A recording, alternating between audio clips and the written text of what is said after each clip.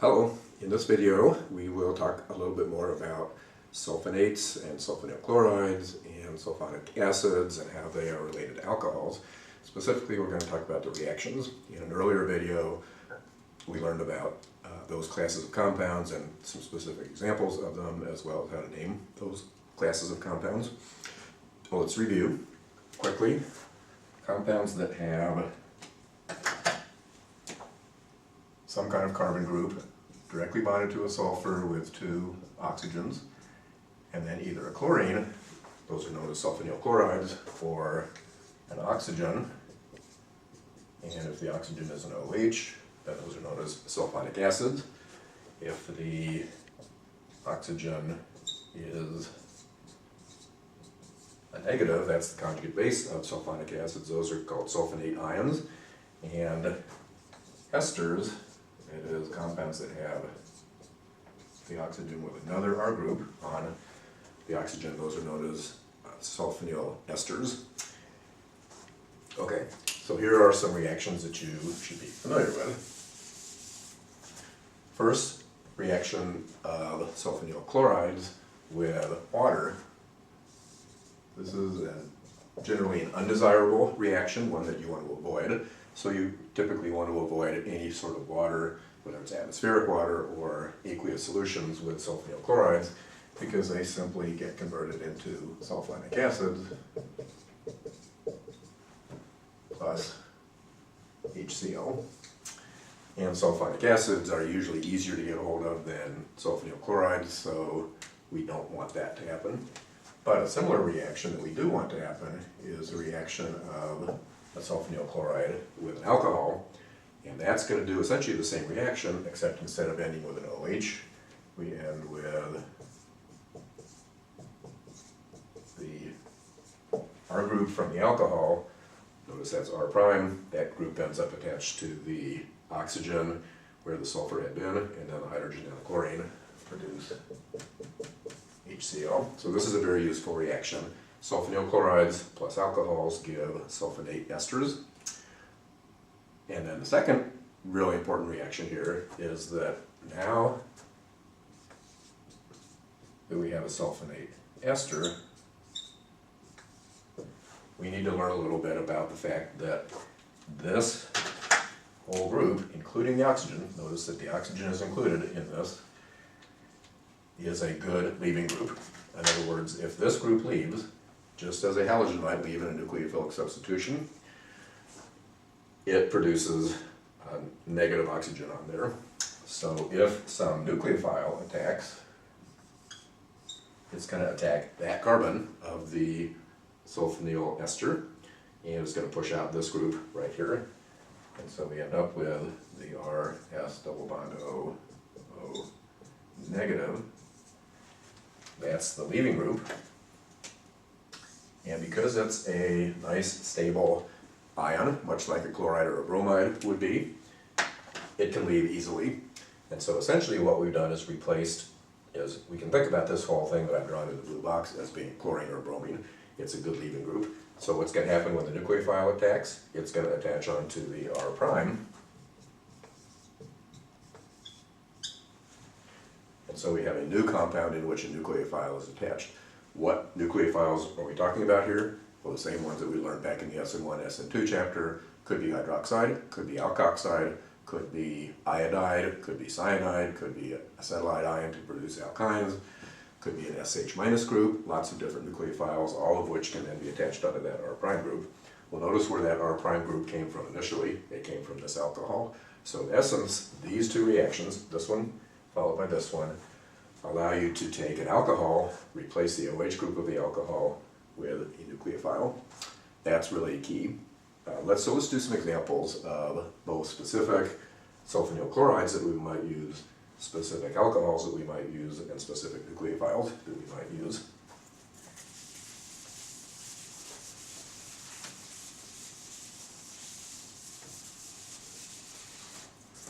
So, what if we started with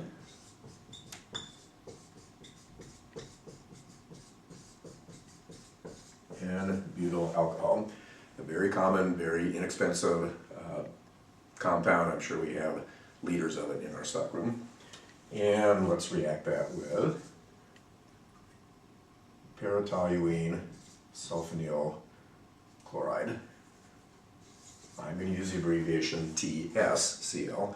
Just to remind you, although you learned this in a previous video, what the TS, little two-letter abbreviation stands for. That stands for para-toluene sulfonyl.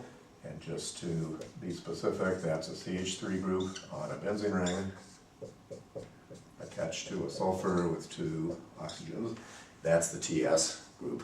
So that right there is what TS stands for. Then if there's a chlorine attached to it, there's the chlorine. Okay?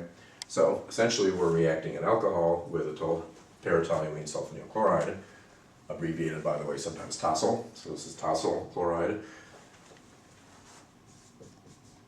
And what does that do? It replaces the hydrogen on the alcohol with the TOSL group. And what is the byproduct there?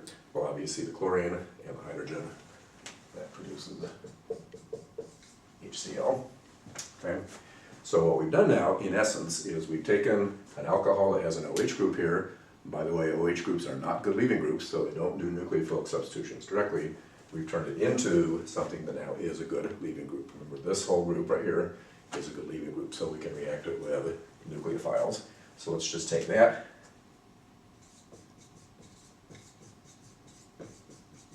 Sulfonyl ester and react it with some nucleophile.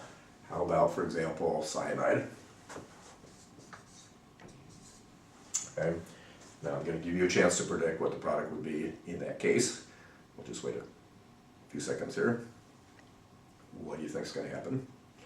Well, as I said, this whole group, the oxygen, including the oxygen and the whole sulfonyl group, that's abbreviated by TS, is now a good leaving group. So the cyanide is going to replace that whole group.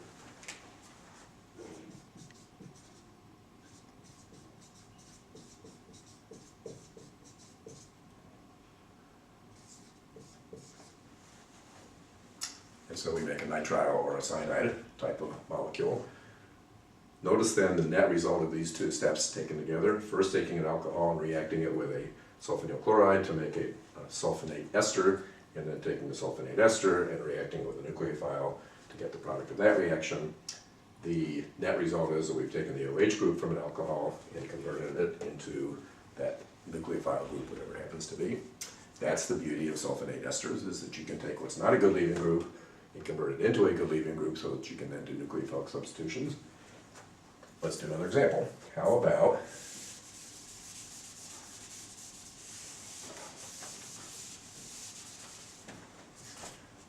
let's start with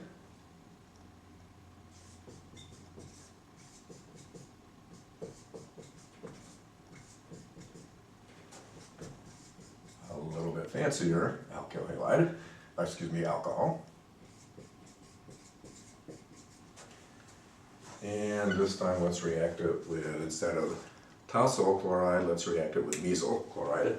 That's that MS with the chlorine. That, you remember, is also a sulfonyl chloride, but the MS abbreviation stands for just a methyl group, then the sulfonyl, and then of course the chlorine is attached there. So the MS stands for that group right there. Okay, so again, this is just an abbreviation for that compound. So we're then going to take this alcohol, react it with the mesyl chloride. What is that going to do? It's going to replace the hydrogen with an MS group, and HCl will be the byproduct.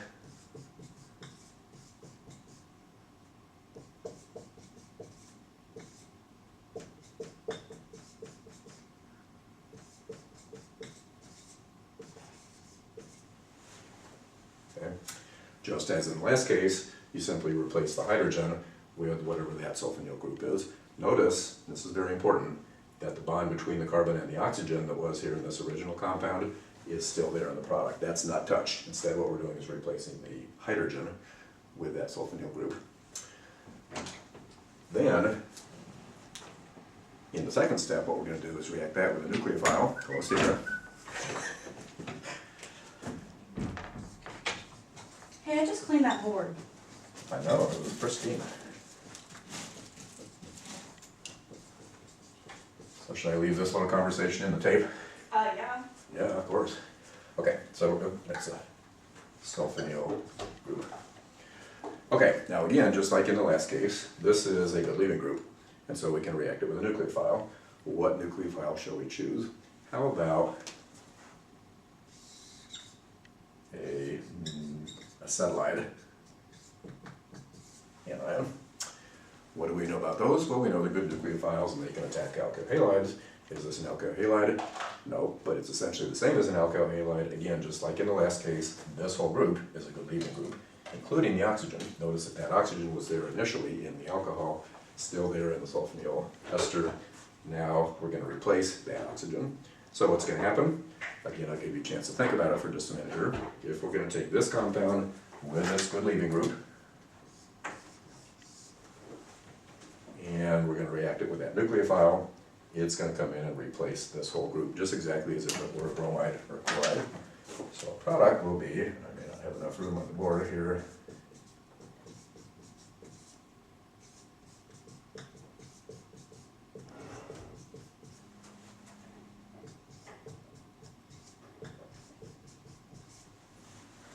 we have now produced a new alkyne longer chain. So this whole group has become attached onto that carbon. And so again, just like in the last case, we've taken the OH group that's not a good leaving group, turned it into a good leaving group by adding the sulfonyl chloride to it, and then replaced that good leaving group with a nucleophile. Now you might ask, what would happen if we took the alcohol directly and reacted it with the acetylide? Couldn't the acetylide come in, attack this carbon, and push out the OH? And the answer is no, for two reasons. First of all, the OH is not a good leaving group, so it's not going to react in that way. But it is somewhat of an acid, isn't it? We know that alcohols are very weak acids, but nevertheless they are acids. And what do we know about acetylides? Very strong bases. So instead of the acetylide attacking the carbon and pushing out the OH, what it would do is simply pull off an H+ from that alcohol. That's not what we want to happen if we want to have the nucleophile replace the OH instead. Let's do one more example. Interesting application of this set of reactions.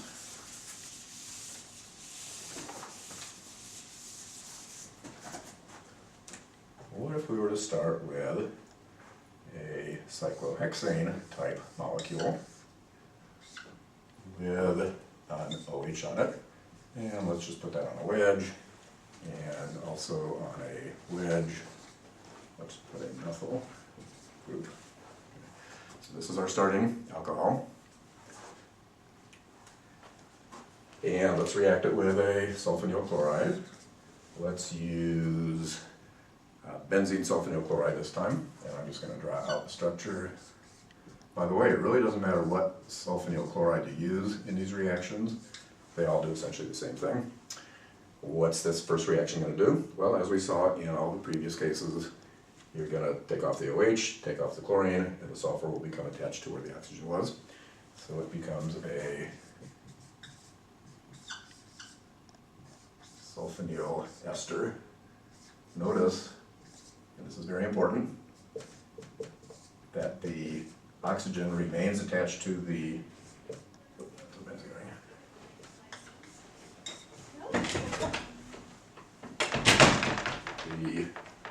oxygen remains attached to this carbon, and it's still on a wedge because we haven't broken that carbon-oxygen bond. It's still intact. So if this was a cis compound to begin with, it's still a cis compound to end up with, because all we've done is taken out the hydrogen. We haven't messed with that carbon-oxygen bond right there. Okay, so far so good. Now let's react that with a nucleophile, just as we did in the previous two examples.